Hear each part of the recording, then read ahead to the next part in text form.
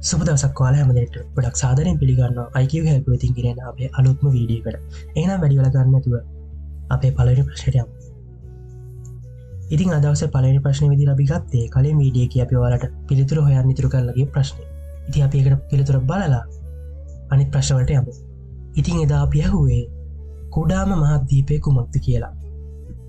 ඒකට පිළිතුර තමයි C ඕස්ට්‍රේලියා මහද්වීපය. හරි. අද දවසේ දෙවෙනි ප්‍රශ්න. වලලු පද්ධතියකින් මට වී ඇති ග්‍රහලෝකය කුමක්ද?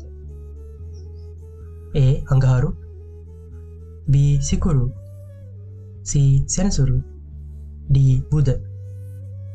හරි. දැන් උත්තර දෙන්න.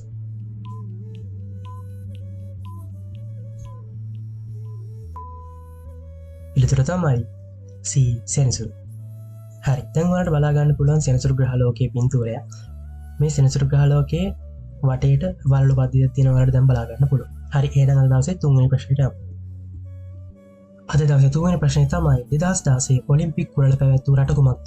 A චීනය, B බ්‍රසීලය, C එක්සත් රාජධානිය, D රුසියාව. හරි. දැන් උත්තර දෙන්න.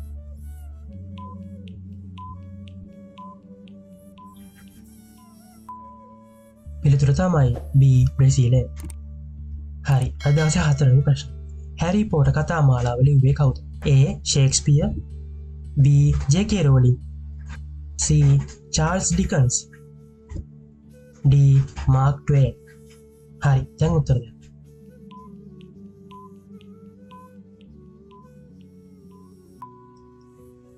පිළිතුර තමයි J.K. රෝලින්. හරි. අද දවසේ අවසාන ප්‍රශ්න. ලෝකයේ විශාලතම කාන්තාරය කුමක්ද? A gobi, B Sahara, C ආර්ක්ටික්, D ඇන්ටාර්ක්ටික්. හරි. දැන් උත්තර දෙන්න.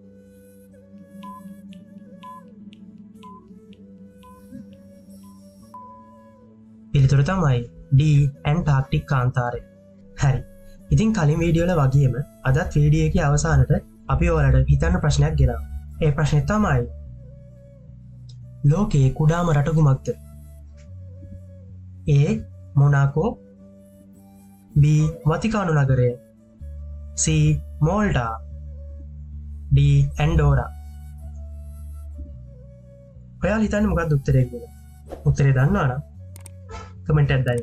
ඒ වගේම ඔයාලා ගත්ත ලකුණු ප්‍රමාණය කමෙන්ට් කරන්න මතක කරගන්න. එහෙනම් තවත් වීඩියෝ එකකින් හමු වෙන බලාපොරොත්තු වෙන අද සමගන්න. සුබ දවසක්.